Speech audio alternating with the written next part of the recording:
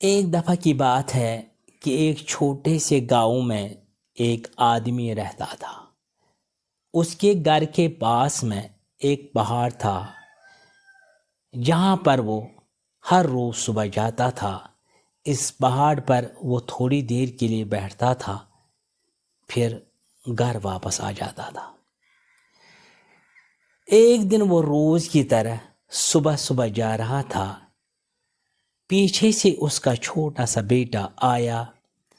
اس نے آ کر اس کا ہاتھ پکڑ لیا اور کہا کہ میں بھی آپ کے ساتھ چلوں گا۔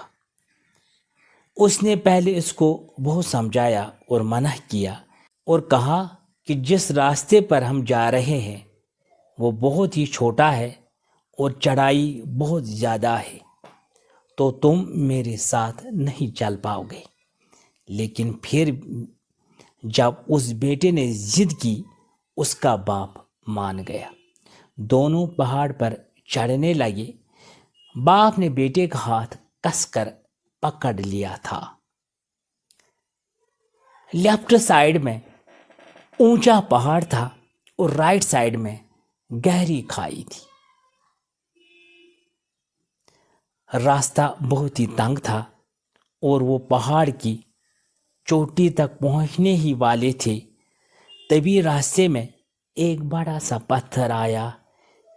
کیونکہ باپ اس راستے میں روز آتا تھا، اس کو پتا تھا کہ وہاں پر پتھر ہے، وہ سائڈ سے نکل گیا۔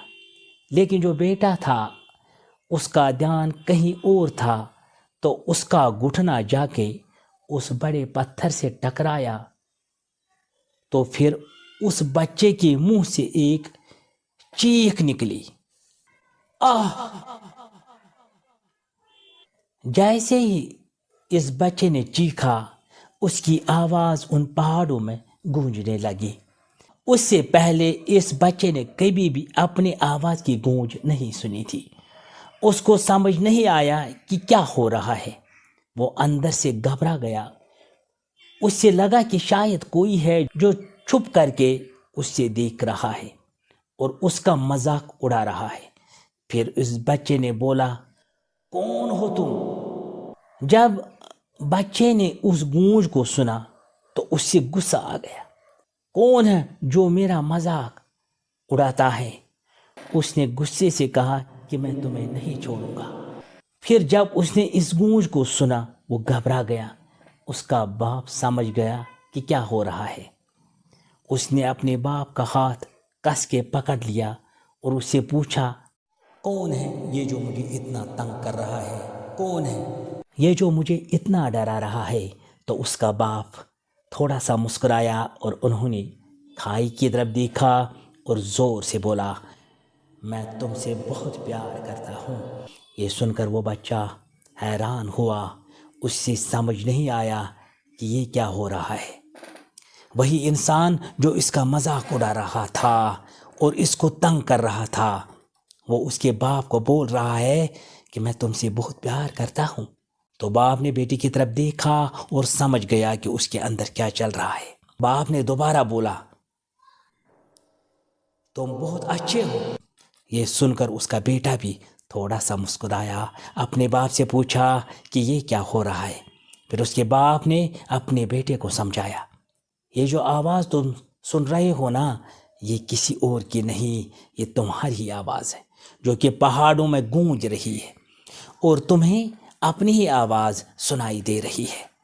جیسا تم بولتے ہو ٹھیک ویسا ہی تمہیں سنائی دے رہا ہے۔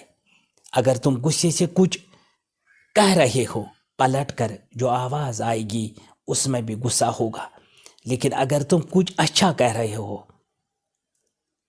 تو آواز بھی اچھی آئے گی۔ بالکل ہماری زندگی میں بھی ایسا ہی ہوتا ہے۔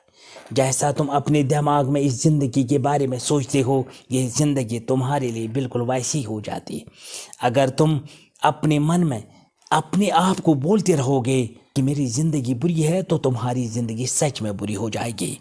اگر تم اپنی زندگی سے پیار کرو گے تو تمہاری زندگی بھی تم سے پیار کرے گی۔ یہ بات اس بچے کے دماغ میں گھر کر گئی اور پھر وہ دونوں اس پہاڑ کی چوٹی پر پہنچ گئے۔ لیکن بچے کے دماغ میں یہی بات گھوم رہی تھی۔ پھر وہ بچہ کھلکھلا کے ہنسا۔ اس نے اپنے دونوں ہاتھ کھولے اور اپنی پوری طاقت سے بولا، میں تم سے بہت پیار کرتا ہوں۔